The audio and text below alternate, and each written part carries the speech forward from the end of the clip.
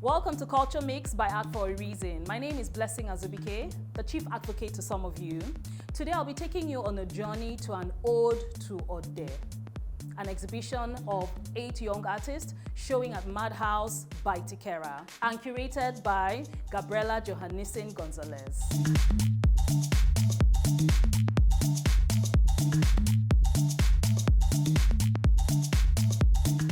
All right, so I'm here with the curator of an ode to Ode.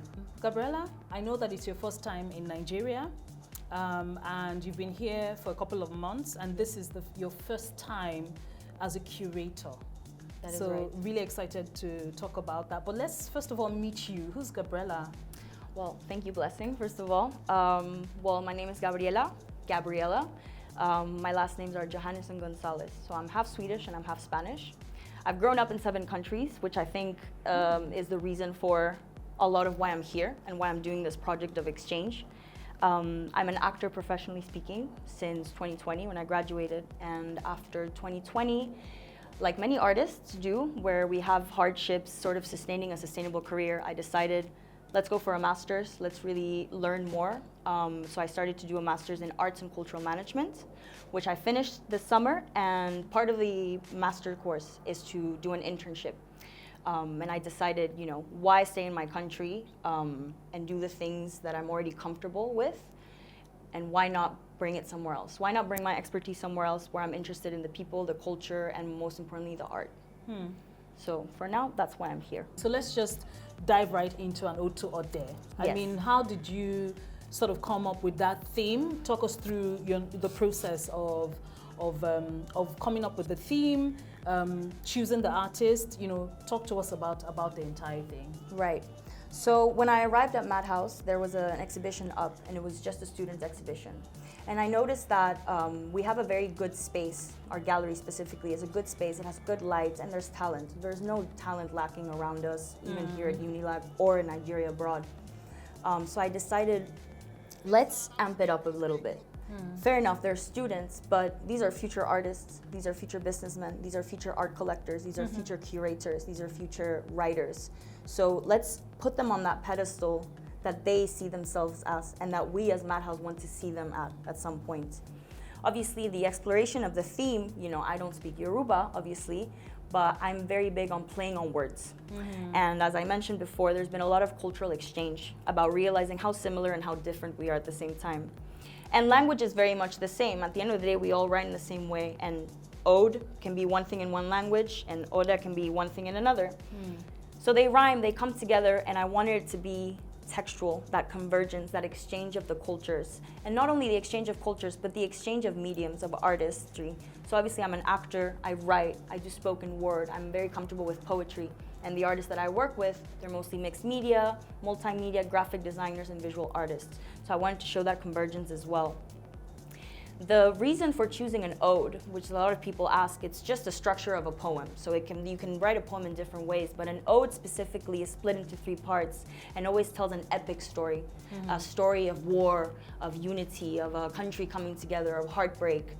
So I wanted the paintings, as I said, to elevate the artist. So I needed the exhibition theme to also be elevated. So actually, the whole journey of the pieces are structured in a way that they follow the narration and storytelling of a specific ode that is actually an ode to children, to being young, to being childish, to being a young lamb specifically. So obviously that's not part of the exhibition, but that was part of the curatorial process, and most importantly, it was part of the creative process for the artists when we commissioned them and we told them the theme of the exhibition.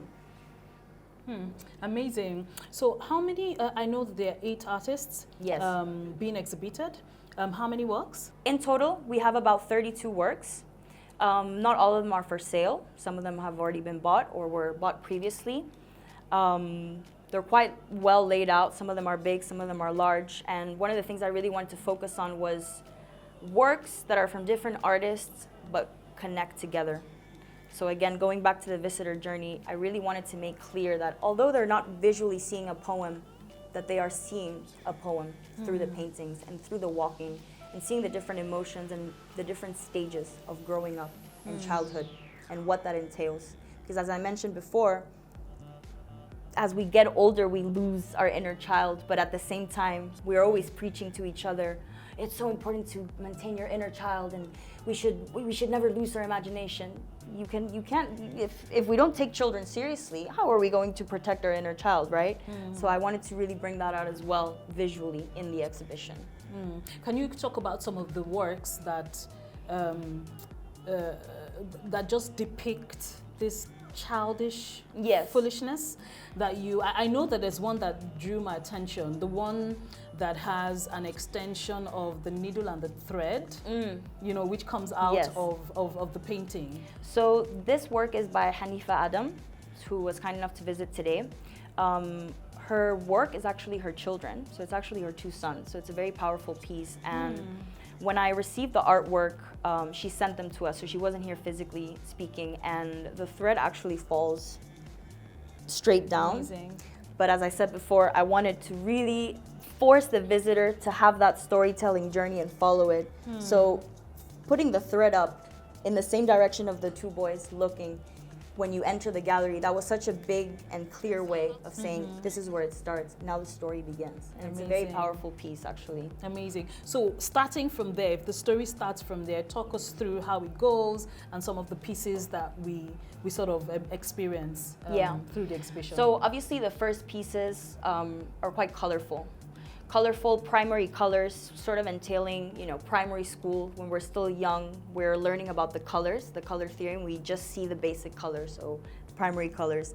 When you move on, the primary colors sort of lose themselves into this big landscape of one of our artists' works, Dorenyin Akpan. Is that the one with the northern? No, those are the 2 pieces that are by the stairs, which is a big landscape with red people. So there, the color sort of dissolves into a big landscape, and when you move on, you enter a desert, which is Clinton Ogunshola's work.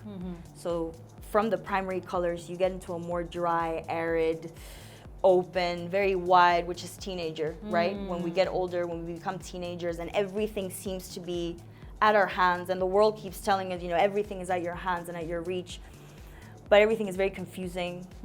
The saturation of colors from when we were young sort of lose that vibrancy, and everything becomes a bit more dull, right? But you're still there. You still have to be present. You still have to take it in, which is very present in Clinton's work. And then when you move on, so when you get to Olamilekan's work, there's that burnt paper and those stern looks in the faces, and it's sort of coming to terms with, okay, things are a bit dry, things are a bit arid, but we're here. I still have to hustle, I still have to make it, I still have to find myself as a teenager. That's when we leave the second floor and we start making our way up. When we start making our way up, the first thing that we see is one of the landscape primary color paintings, just as a quick reminder that your child is not so far away, it's still there, even though things have become more dry. So then when you get to the second floor, I would say this is how we get more literal, and how I like to describe it is the way that, how do we combine that vibrancy of childhood and that dry sort of beige, clay, sand color of teenagehood. So when we get to the second floor, I would say it's sort of the process of in your 20s, when you're 19, when you're 20, when you're 21, you're feeling more secure. You're starting to recognize, like, you know what? These things from my childhood are good, but these things from my teenager, they're also good. They weren't perfect, but it worked. And it worked, and we see it together in the visual works of, for example, Adeleke Femi, where there's these big oil pieces of children, and there's a lot of orange and hues, but it's still vibrant. And I think that's coming to terms with who I am as a person is a mixture of those 2 things. It's a mixture of me growing up, but it's also a mixture of me maintaining my inner child. And finally, I would say it's accompanied by VOFO's works, who's also a friend of mine. VOFO is an artist that does not take their art too seriously in the terms of the themes and the messages. She plays around a lot with mediums, she plays around a lot with themes.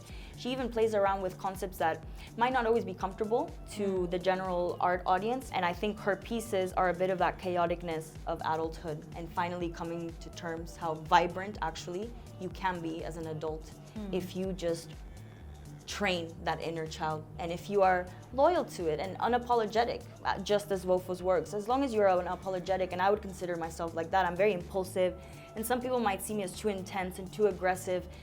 but it's because I'm present and I'm taking it in, and I recognize who my inner child was, Gabriella, and I recognize who I am now as an adult. Amazing, amazing. I think that is so powerful, Gabriella, how you've been able to, for a first-time curator, it's such powerful storytelling, right? And at some point when you were speaking, you said your child, you know, you're going on your child. I'm like, she's in her 20s. What does she know about motherhood and, you know, all of that? But then you transition from using those words and those terms to actually saying the way that I was. So I now realized, okay, this isn't a mother talking about her children. This is someone talking about her life and her process, her journey through life and the different stages of being somebody's child. Right. You know, so it's such powerful storytelling. Do you think that even though it's your first time curating, you've been able to bring in strong storytelling from being an actor? 100%. 100%. And I think that generally artists, we are multidisciplinary because we're always having to pick up one medium. We're always having to compensate for one thing for another. So 100%, I mean, the fact that I can interpret a text, you know, technically speaking, and that I'm comfortable with it, definitely has played a big, big role in how comfortable this journey of curatorship has been for me, because it is my first time, right? Amazing. Amazing. All right, so any last words as we sort of wrap this up? Well, I would just like to, you know, give a quick shout out, obviously, to everyone who has been supportive, who has collaborated, and obviously I would like to thank from the bottom of my heart Madhouse by Tikera Africa, and my mentor Aziz. This would not have been possible without him. Aziz Salami? Yes, Aziz Salami, our in-house artist. And I would just like to remind every single creative that I've met these past few months that they're doing the right thing and then they're on the right path, and to just keep being unapologetic about it. Amazing. Thank you. It's been amazing having this chat with Thank you. Really, really enjoyed the storytelling, and I wish you all the best with the exhibition. Thank you so much. I look forward to us chatting soon and me seeing more of your exhibitions globally. Me too. I hope to see you around more. All right.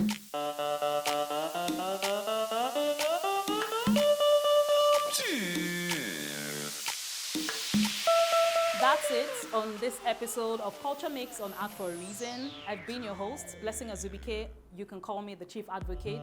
Till next episode, ciao.